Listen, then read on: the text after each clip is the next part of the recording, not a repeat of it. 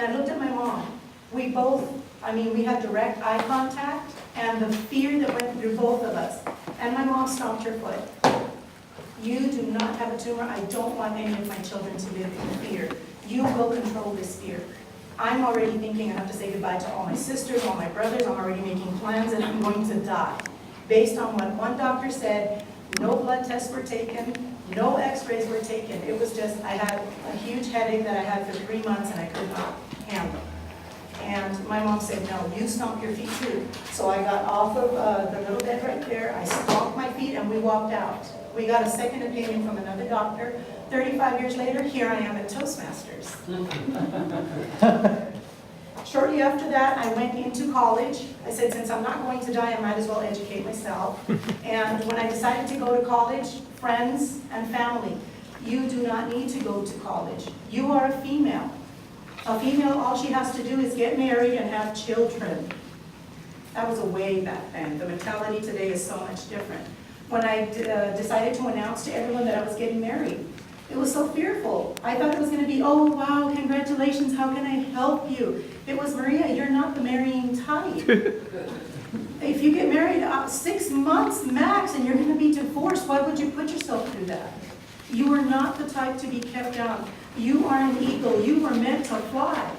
The fear in my mind was, I'm doing the wrong thing. But I decided to listen to my inner self. I married my husband, and 20 years later, this month, as a matter of fact, we're going to be 20 years married. He's still alive, I'm still alive, it hasn't gone that bad.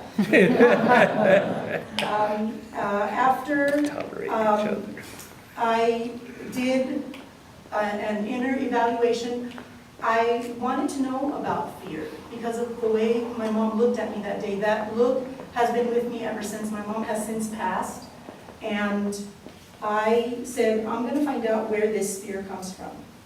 Toastmaster, fellow Toastmasters, and honored guest. Tonight, we're going to unmask fear for the first time in many of our lives. Fear is a very unknown area in our lives, and we deal with it every day. It's not something that you can conquer. I've read books on how to conquer fear, and I don't read those books anymore. They are lies. Because you deal with fear every day, everything you do. Now, we're going to find out where fear comes from, what the consequences of fear are in your lives, and most of all, how to control it, not how to conquer it. Fear comes from childhood lessons. Our parents do tell us, don't go too far to the edge. And they say that ever since we're toddlers and we're starting to conquer the world. Don't go too far to the edge. Don't touch that outlet. Don't go that high on the table, you're going to fall. So we're already predetermined not to do things because it's bad for us. So we're constantly living in fear. If I walk too close to that outlet today, I think that electricity is going to pop out and just zonk me. And that's even if I have a plug in it, because my mom reiterated that so much when I was a child. I literally walk by those things with a lot of caution. I know it's not going to do anything, but in my mind, my mom tells me, don't get too close to that outlet. So it's in us ever since we're children. Another one is our imagination. We're going to do anything. I'm going to go for an interview. I'm going to get married. I'm going to go to college.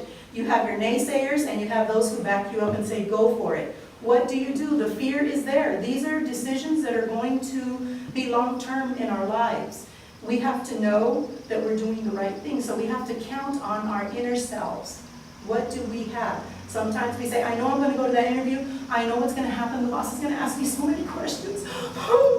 Will I be able to answer them? Oh, there's going to be somebody there that has more experience. I'm not going to go to the interview. You could miss out on an opportunity of a lifetime. You could be the only one that's going to go to the interview and you just missed out on a great job because of fear. And it's imagination.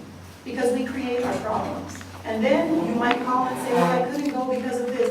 Oh, that's really too bad. You were the only one that was going to be interviewed. You were probably going to be the one to be hired by default. So your fears keep you from doing things in your life. Also, lack of knowledge. When I went to the doctor and I got the diagnosis, I didn't know any of this. I found out 10 years later. If you don't have knowledge, that causes a lot of fear. Should I get married?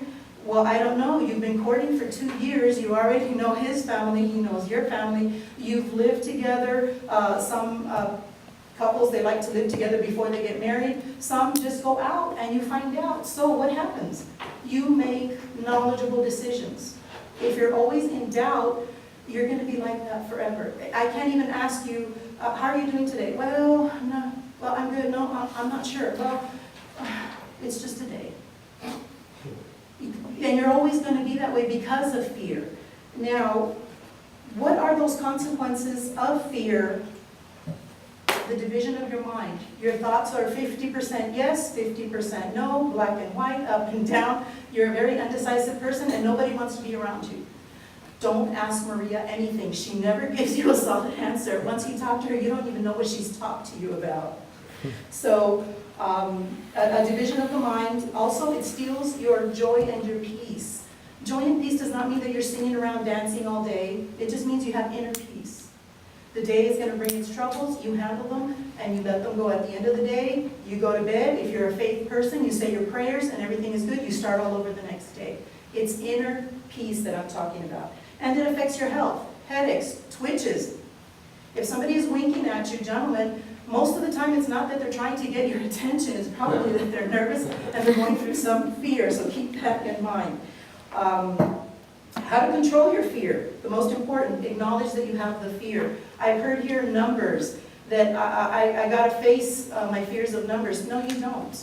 If you're not comfortable with it, don't, because you're going to alter your life path. You're going to alter your destiny. Don't do it. If you're going up to the 5th floor and then walking down and that works for you, let it go. Because if you try to alter it, you're going to see that you're going to go back into number 1. You're going to, where's this fear coming from? So just do what you're doing if it works for you. Change your focus once you acknowledge it. What is your faith base? If you believe in God, that's a great source. If you believe in Buddha, if you're Catholic, if you're Baptist, what is your faith? Go with that, and that'll be what grounds you. And then you can lay down your fear. You can control it for that time in your life. And then when the next time fear comes along, it doesn't last as long. You cut it right away, and you put your foot down. Fear, you are gone. Toastmaster?